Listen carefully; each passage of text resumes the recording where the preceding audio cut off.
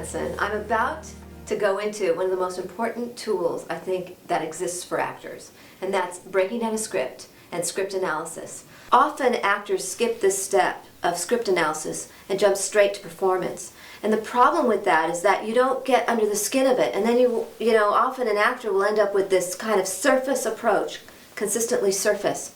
And so the way to begin the depth, the best way to begin to find the depth, is to go into the material and to discover it inside there. In this material, in any script, in any scene, lies clues and dynamic energy that we can hold on to and we can make true, real within ourselves. I don't see it enough in spoken about. Often in our work, in our world, I mean, everything's quick, we've got YouTube, we've got all of these different ways to get the 2-minute soundbite and that's it and we're done. And we're not spending enough time really examining with an open heart the understanding of something real and tangible. And how can we relay anything to the audience if we don't understand it intimately? We're going to be working with Neil LaBute's Bash. I love this material because not only is he an amazing playwright, but there's so many metaphors in his material and there's so much depth there. So I thought it'd be really fun. Roman and Brian again, Roman Banfield, Brian LaFleur, lovely actors. I absolutely love working with them. There's so many different ways to break down a script, and today we're going to talk a little about script breakdown, or a lot about script breakdown. I love to read a play at least once first before I even begin to break it down, so I know beginning, middle, and end. It's so worthy to really understand it because everything is motivated by the behavior and the actions of the character and what the character says. And so remember that history justifies behavior. So if you don't understand why a character does what they do, the best thing to do is to read the whole script or the whole play, and you'll really get some clues. A script is laden with clues and dynamic, interesting thoughts and ideas and metaphors that give us the meaning and the understanding and lead us to our interpretation. Brian was telling me, how many times do you like to read a script? I like to always read at least 3, the first time as a first-time audience member. I take it in, I'm there, I'm, feeling it for the first time, and then the second time I start to, kind of look for what's going on, why is this, looking for the whys, and then the third time, now I kind of have a good understanding, and then do it as my character, So I go through those 3 stages. Find that identification. Yeah, and then after that third time, then I can go in and dive into breaking down because I feel like I have a whole understanding of the piece. Wonderful. I love it. What about you, Roman? I definitely read it the first time as an audience just to feel it, to see it, and just whatever happens. And then as I go back over it, I seem to kind of go to different parts. I'll like read a bit and then I'll stop. And then I'll go to a different part and then I'll come back and I'll read it and I kind of like come at it from all these different angles. Mm-hmm. I love that. I also do that. I actually was encouraged to do that by my mentor, George Shanoff, the Chekhov technique. George used to tell us, read slow, read slow. When an actor comes to me and says, I'm dyslexic or I have ADD, I go, great, you're going to be great. Because you actually want to read, like, just sort of like slowly, really looking and understanding. I remember long ago, I heard William Hurt said that anytime you go over anything that seems like you're being general about something, that anything general is no good, that everything must be specific. And so my feeling, I thought that was such a brilliant quote, and I didn't really get the quote completely, but I think it's a brilliant concept, and I ran with that concept. I was a young actor when I heard that. And I would say, my God, then everything I say has to be specific. It has to be real inside me. And not only that, but the truth is that if a character's going to say a line, and you don't understand that line, it would never come out of you. So you have to find that understanding inside you so that you understand the source of where that line is coming from. At the very beginning, do you want to name one of the specifics in the script of Bash? I mean, obviously it just starts right away. So there was this big bash. I'm obviously going to have connections to to me, what I immediately think is this room full of people. What did it look like? What the lights? What was that going on? The sound of the space. All of that is obviously a very specific memory in his mind. I also think of bashes. I think most of us are either totally excited to go to a party or terrified to go to a party, but it elicits a very, very extreme emotion, and it's an event. Events stimulate us. They trigger us. Yeah, they evoke. Yeah. They evoke experience. Yeah. I'd love to talk about the name. Okay, so what do you think of bash, the name? What does it mean? Why is it called bash? Can be a pretty violent action, but in this part they talk about a party. Well, then there's another meaning where physically you bash something, and that also happens, and it's a very violent action that happens later on in the script. Yeah, both things are big events, though. You know. The next metaphor would be to look at, how does my character do this? How does your character bash? How does your character bash? And I also love to look it up in the dictionary. I like to take words and just look them up and find the definitions, because the definitions give us another level of depth. Bash. To strike violently. To attack with blows. A violent blow or knock. Or a party, a festive good time. All of those happen in the script, don't they? Yeah. The whole script is kind of surrounded around this party that they're all going to, this bash, as they even call it in the script.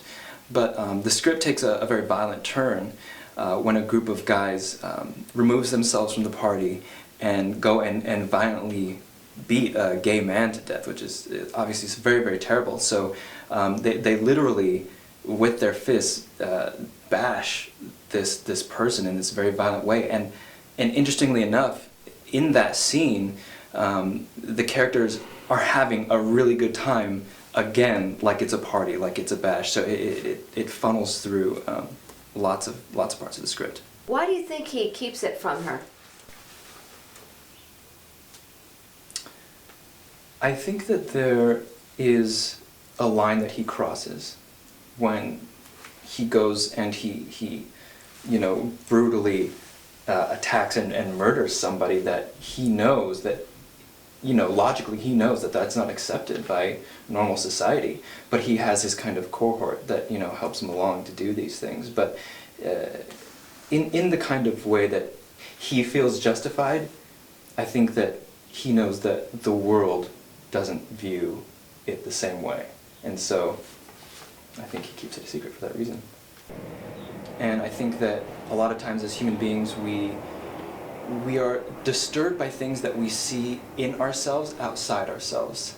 And he has formulated this idea of the world and this idea of himself, that seeing this thing that represents something in himself that he can't come to terms with. It's so threatening to his idea of himself in the world that the only way to get that out is to be violent towards it and to attack it and to get rid of it.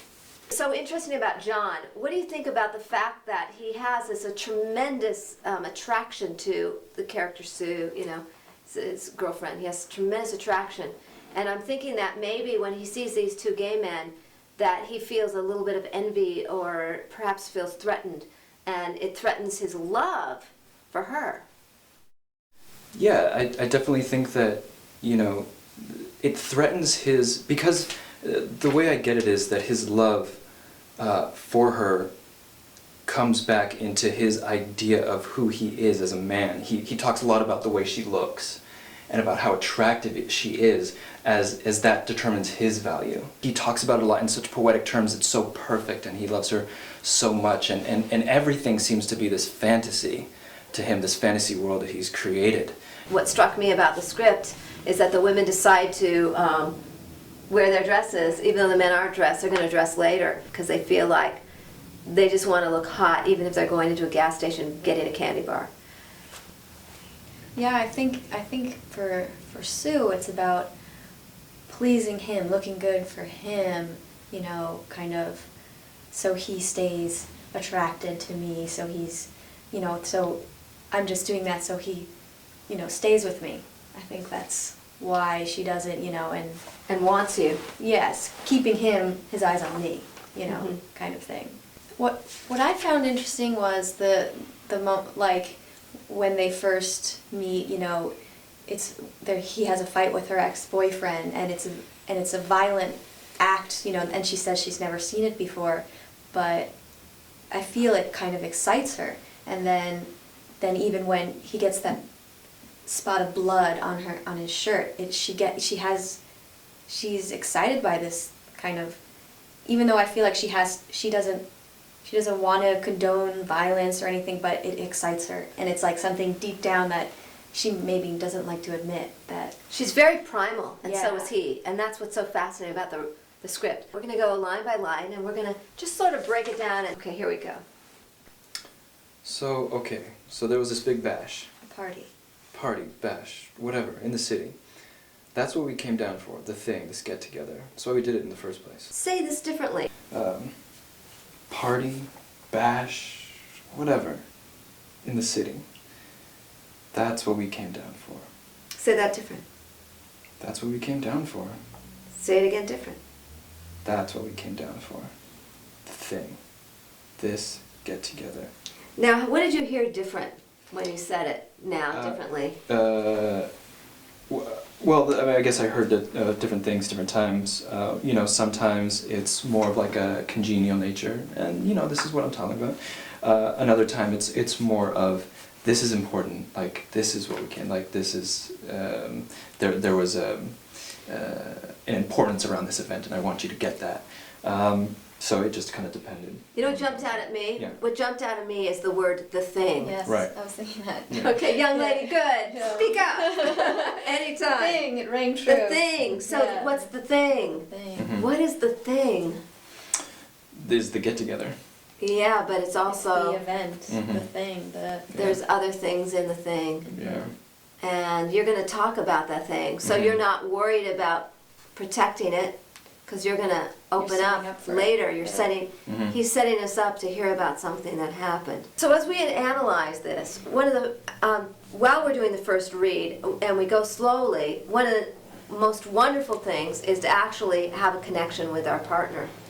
So what we would do also after we got through quite a bit of analyzation is we're also looking to see if do you have any labels or judgments on the role. We want to try to release any judgments. You know, I didn't pick up anything. Roman isn't judging this guy. It's a horrible act. He's not condoning the act of the violence. He's going to see the character as human rather than, you know, we love that we have names for people that are very violent. Yeah. But we're not going to do that, because then we lose the humanity. We lose the opportunity to expose all the dark side of that, because we try to, as actors, we try to protect ourselves, don't we? We don't want everybody to see all our ugly stuff. So we often go, oh, that person's like that, but I'm not like that. And so that would be that wouldn't give the character, grant their humanity. Instead, we say, gosh, I observe this behavior, and a lot of it is bad behavior. How do I step into that life and understand it? I have to look into it with compassion, and also without condemning that character as well. It doesn't condone the behavior, but rather it allows us to step into the thinking of where that character can come from. We can't really change anything or anyone without first accepting them. I'm actually working on a tool that I have in my book, Acting with Impact, that's called Playing the Love. And how do we play the love? We have to get into the why. So I'm going to ask again now, why might you be violent? I believe that I have a latent homosexuality that is repressed, and I feel like I was raised in a family environment where I couldn't express the very core of my being, and that is so painful that I'm never allowed myself to feel that pain. I've Do you never think allowed that- myself to express it. Do you think that you would be gay if you were allowed to express it?